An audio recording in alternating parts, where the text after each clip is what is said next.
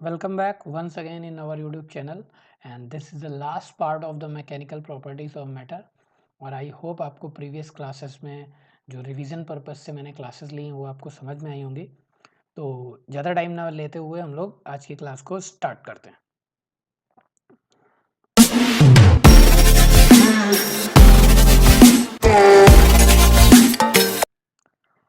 तो हम लोग पढ़ रहे थे मैकेनिकल प्रॉपर्टीज़ ऑफ मैटर, जिसमें हम लोगों ने काफ़ी सारे टॉपिक कवर किए हैं। जैसे हम लोगों ने elasticity, plasticity, stress, types of stress, strain, elastic limit, Hooke's law, modulus of elasticity, bulk modulus, shear modulus, Young modulus, thrust and pressure, density, relative density, pressure in fluids, laws of liquid pressure, examples, application, factors, barometer, Pascal law, buoyancy, factors affecting force, Archimedes principle, laws of flotation, flows of liquids, critical velocity, streamline flow, laminar flow, turbulent flow, equation of continuity, Bernoulli theorem, viscosity, Stokes law, terminal velocity। तो आज की class में हम लोग start करेंगे intermolecular forces. ठीक है, class में हम लोग क्या स्टार्ट करेंगे, इंटरमोलिकुलर फोर्सेस। तो यहाँ पर आप लोग देख रहे होंगे इंटरमोलिकुलर फोर्स क्या होता है कि जैसे कि कोई भी हमारा जो लिक्विड्स है या पार्टिकल्स हैं, उनके जो आसपास के फोर्सेस होते हैं उनके बीच में या तो अट्रैक्शन फोर्स होता है या रिपल्सन फोर्स होता है। इसी को हम क्या कहते हैं, इंटरमोलिकुलर फोर्स कहते हैं। तो यहाँ पर देख सकते हैं आप कि ये टू टाइप्स में डिवाइड होता है, ये टू कैटेगरीज में डिवाइड करते हैं। First one is cohesive force.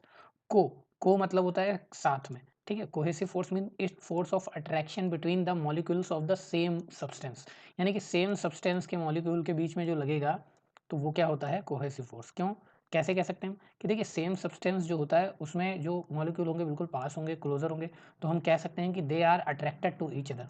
तो कोहेसिव फोर्स में क्या होता है, सेम मॉलिक्यूल होते हैं और ये एक दूसरे को क्या करते हैं, अट्रैक्ट करते हैं। जैसे एग्जाम्पल की बात करें तो solid have definite shape and size due to strong force of cohesion. तो सॉलिड्स के बीच में जो मॉलिक्यूल्स या एटम्स पास होते हैं वो क्यों होते हैं, क्योंकि उनके बीच में फोर्स ऑफ अट्रैक्शन बहुत ज़्यादा होता है। क्लियर है। It is due to the cohesive force that two drops of a liquid when brought in mutual contact coalescence into one। तो यानी कि दो ड्रॉप्स होती हैं, अगर हम उनको पास में करते हैं तो वो आपस में आकर मिल जाती हैं। इट मीन्स दैट कि वहाँ पे क्या है, आपका कौन सा फोर्स है, exactly cohesive force. Cold welding एक एग्जांपल है। जैसे कि कभी कभी हम लोग क्या करते हैं, वहाँ पे हीटिंग नहीं करनी पड़ती सरफेस को, तो यहाँ पे क्या होता है, very high pressure is applied on the two metal pieces in contact such that the distance between them is reduce to less than 10⁻⁹ metre. और आपको पता है कि 1 नैनो इज इक्वल टू कितना होता है, 10⁻⁹ मीटर। ठीक है। तो then metal pieces get stick together due to cohesive force. तो वहाँ पे क्या होता है कि एक कोहेसिव फोर्स की वजह से जब उनके बीच में 10⁻⁹ मीटर से भी लेस, यानी कह सकते हैं 1 नैनोमीटर से भी डिस्टेंस कम हो जाती है, तो उसे हम क्या कहते हैं, तो वो ऑटोमेटिक कोल्ड वेल्डिंग की वजह से स्टिक हो जाते हैं। फिर हम आते हैं एडहेसिव फोर्स। तो एडहेसिव फोर्स जस्ट अपोजिट होता है, the force of attraction between the molecules of two different substance. तो कोहेसिव फोर्स मतलब को एक जैसे, एडहेसिव का मतलब डिफरेंट, ठीक है। जब डिफरेंट सब्सटेंस के बीच में फोर्स लगेगा तो एडहेसिव, और जो सेम सब्सटेंस के बीच में लगेगा तो कोहेसिव। कई बार एग्जांपल आता है कि जैसे ग्लास में इस तरीके से कैपिलरिटी, और ग्लास में ही कैपिलरी ट्यूब में इस तरीके से सैंपल बनता है। तो जब ये वाला सैंपल बनेगा, यानी कि आप देख सकते हैं कि ये वाटर, अगर सपोज कि वाटर है, सपोज, ठीक है। तो यहाँ पर देखिए ये ग्लास में ज़्यादा हाइट तक स्टिक हो गया। तो ज़्यादा हाइट तक स्टिक हो गया मतलब ग्लास और वाटर के बीच में फोर्स ज़्यादा लग रहा है, और यहाँ पर देखिए ये स्टिक हाइट ज़्यादा है तो यहाँ पे कम हो रहा है। इसका मतलब यहाँ पे किसके बीच में ज़्यादा है, वाटर के बीच में ज़्यादा है। हाँ, अब देखिए कुछ एग्जांपल यहाँ पर है कि ink sticks to paper while writing is due to force of adhesion.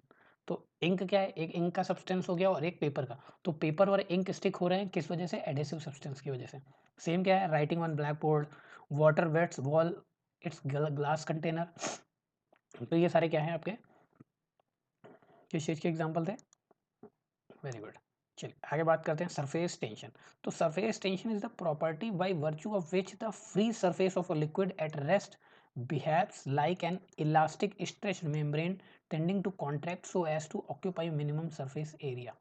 तो क्या होता है कि ये एक प्रॉपर्टी है किसकी, लिक्विड की, फ्री सरफेस लिक्विड की। जैसे कि अगर हम बात करें तो ये इस तरीके से, तो ये अपने आप को इलास्टिक कंसिडर कराता है, यानी कि चारों तरफ से उस पर एक फोर्स लगने लगता है जिससे वो मिनिमम सरफेस एरिया ऑक्यूपाई करे, ठीक है ना। तो इसीलिए हम क्या कहते हैं कि सरफेस टेंशन क्या होता है आपका, is a measured as the force acting per unit length of imaginary line drawn on the free surface of liquid.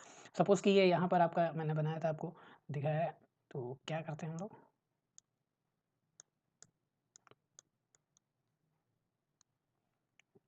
तो सपोज यहाँ पर मैं एक लाइन ड्रॉ कर रहा हूँ। अब यहाँ पे एक जो लाइन ड्रॉ की है तो इस पर ये फोर्स सारी डायरेक्शन से लग रहा है, और सपोज कि इसकी लेंथ ये एल है, तो फोर्स पर यूनिट लेंथ, यानी कि जो पूरी यूनिट पे जो फोर्स लग रहा है that is called surface tension, ठीक है। ये एक इमेजिनरी लाइन होती है, एक्चुअल में ऐसा कोई लाइन नहीं होता है। आपको यहाँ पे पता है कि फोर्स का यूनिट होता है न्यूटन, लेंथ का यूनिट मीटर, तो यहाँ पे क्या आ जाएगा आपका न्यूटन मीटर, ठीक है, क्लियर। तो direction of force being perpendicular to this line and tangential to the liquid surface, तो लिक्विड सरफेस के जैसे ये सरफेस है तो इसके तो लिक्विड के टेंजेंशियल रहेगा, लेकिन जो लाइन है उसके परपेंडिकुलर रहेगा। जैसे ये लाइन है तो ये परपेंडिकुलर है और सरफेस के क्या है, टेंजेंशियल है, क्लियर है। चलिए, तो यूनिट समझ में आ गई, यहाँ से आप अपना आप वो फाइंड कर सकते हैं इसकी डायमेंशन, कई बार एग्जाम में डायमेंशन आता भी है, तो ध्यान रखिए।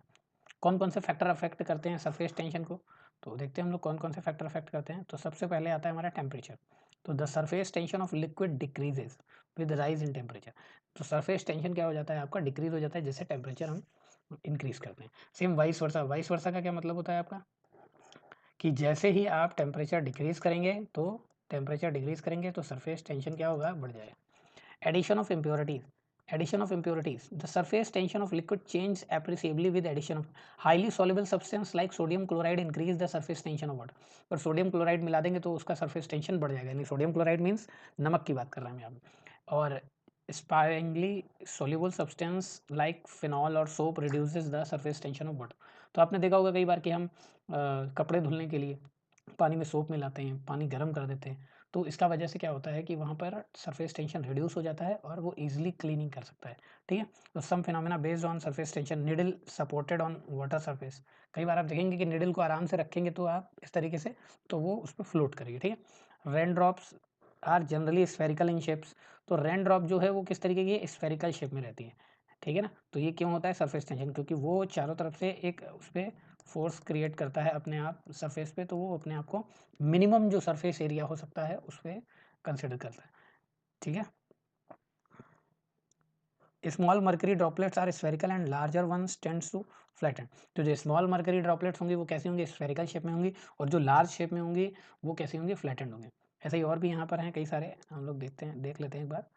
The hair of painting brush cling together with taken out of water, तो जैसे हम उनको निकालते हैं बाहर पेंटिंग का ब्रश, तो वो देखते हैं वो आपस में जितने भी ब्रशेस के वायर होते हैं या तार होते हैं वो आपस में चिपक जाते हैं।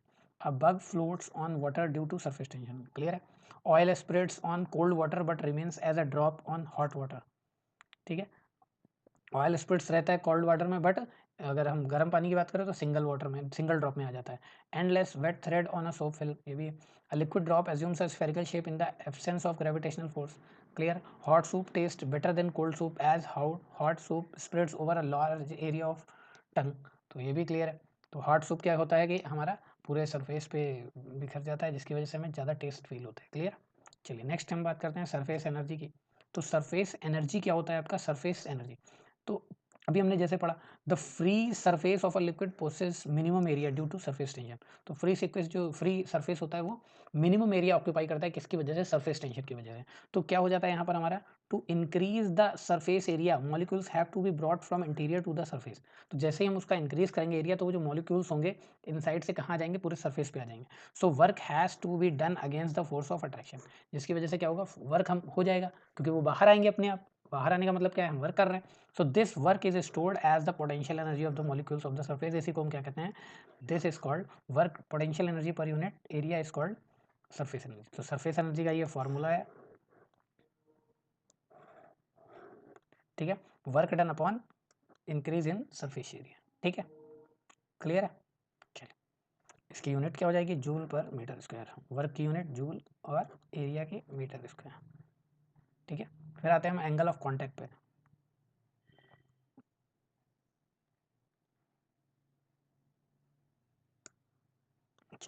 तो देखते हैं हम लोग यहाँ पे angle of contact, the liquid surface is usually curved when it is in contact with the solid. तो लिक्विड का जो सरफेस होता है वो कर्व हो जाता है जब वो सॉलिड के कांटेक्ट में आता है।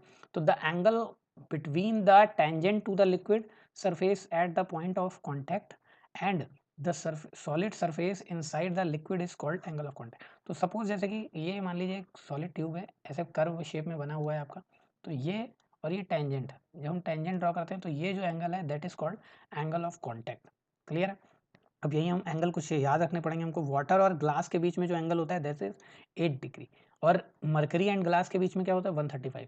आपको पता होगा कि ये 8 डिग्री है, 8 डिग्री 90 से लेस है, और अगर ये 90 डिग्री से लेस है तो हम इसको क्या बोलते हैं एक्यूट एंगल। तो कई बार ये भी क्वेश्चन आ जाता है कि अगर आपका वाटर और ग्लास है हमारा एक ट्यूब में, तो उनके बीच में जो एंगल ऑफ कॉन्टैक्ट होगा वो क्या होगा, एक्यूट होगा या ऑब्ट्यूज होगा। तो ये जो 90 से ज़्यादा होता है ये ऑब्ट्यूज होता है। और यहाँ पर देखिए वाटर और सिल्वर के बीच में दैट इज 90 डिग्री। तो the value of contact is depends upon, does not depend upon the inclination of the solid in liquid. Clear है? तो एंगल ऑफ कॉन्टैक्ट इंक्लिनेशन पर डिपेंड नहीं करता। The angle of contact increase with increase in temperature of liquid, यानी कि जैसे जैसे हम टेम्परेचर इंक्रीज करेंगे वो क्या होगा एंगल ऑफ, ठीक है। चलिए इसके बाद हमारा जो आता है नेक्स्ट टॉपिक है वो क्या है, कैपिलैरिटी। कैपिलैरिटी आप लोग जानते होंगे, कई बार आपने देखा होगा कि जब बहुत एक पतली ट्यूब लेते हैं और किसी पानी में या किसी लिक्विड में डिप करते हैं तो वो ऑटोमेटिक उसका कुछ पोर्शन ऊपर आ जाता है, तो उसी को हम क्या कहते हैं, कैपिलैरिटी कहते हैं। क्लियर है? चलिए, तो कैपिलैरिटी देखिए क्या होता है। A tube with fine and uniform bore throughout its length is called a capillarity tube. ठीक है? When one end of glass capillary tube open at both ends is dipped in a liquid, दिख रहा है यहाँ पे दोनों side से open है और एक साइड से डिप करते हैं, so the liquid rises or falls in the capillary tube above or below the liquid level in container। तो देखिए यहाँ पर क्या दिख रहा है कि ये ऊपर आ गया है उस लिक्विड लेवल से, और यहाँ पर क्या दिख रहा है जो लेवल था लिक्विड का उससे नीचे आया है। ठीक है, इसी को फिनोमेना को हम क्या कहते हैं, कैपिलैरिटी कहते हैं।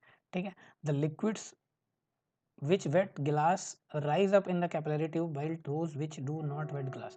ठीक है, तो यहाँ पर देखिए लिखा हुआ है कि एंगल ऑफ कांटेक्ट जो है वो एक्यूट है, और यहाँ पर एंगल ऑफ कांटेक्ट क्या है, ऑब्ट्यूज है। तो याद रखिएगा कि मरकरी के केस में ऑब्ट्यूज होता है। तो कई सारे फिनोमेना की बात करते हैं हम लोग, तो कौन कौन से हैं, तो if the same capillary tube is applied into water into mercury one by one, तो ये क्लियर है, ये तो अभी हम लोगों ने देखा। Action of blotting paper also depends upon capillarity. Blotting paper क्या करता है, उसमें बहुत सारे होल्स होते हैं small small, when it is placed on waiting rises in its fine holes. तो क्या होता है, सब में फाइन होल्स जो छोटे छोटे होते हैं उन सब में भर जाता है, तो इस तरीके से हम क्लीन कर सकते हैं। ठीक है, तो kerosene oil in a lantern and the melted wax in a candle rise in the capillarity formed in the cotton wick and one। तो पुराने टाइम में आपने देखा होगा कि लाइट नहीं रहता था, तो इस तरीके का एक बॉटल ले लेते थे हम लोग, और उसके अंदर एक कॉटन स्ट्रिप डाल देते थे और ऐसे, और इसमें केरोसिन ऑयल भर देते थे और यहाँ पे आग लगा देते थे, तो वो जलता रहता था। किसकी वजह से कि कॉटन के थ्रू ऊपर आता रहता था लिक्विड और जलता रहता। ठीक है, coffee powder easily soluble in water because water immediately wets the fine granules of coffee. ठीक है, the water given in the field rises in the immersible capillaries formed in the stems of plants. उसमें भी यही होता है कि जो तने होते हैं पेड़ों के, वो रूट से पानी कैसे लेते हैं, अपने आप कैपिलरी बहुत छोटे छोटे हो जाते हैं, जिसकी वजह से वो पानी पहुंचा पाते हैं अपने स्टेम्स में। Splits in the middle so that a fine capillary is formed in it which when it is dipped in the ink.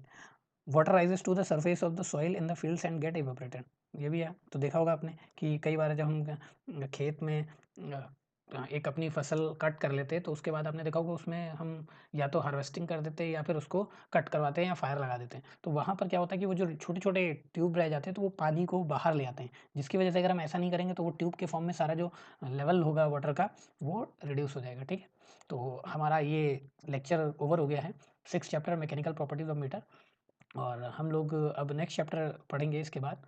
I hope कि इसके बाद हम लोग कुछ और कंटेंट और बढ़िया पिक्चर्स के साथ ऐड करेंगे। थैंक यू एवरीवन, पढ़ते रहिए, मस्त रहिए, और ज़रूर रिस्पॉन्स दीजिए कि हाँ कैसा आपको लग रहा है क्लास, क्या क्या मेरे को और करेक्शन करने की ज़रूरत है। फिलहाल ये क्लासेस आपके रिवीजन पर्पज़ से हैं, कोई भी अगर आपको प्रॉपर डाउट रहता है तो आप मुझे बताइए।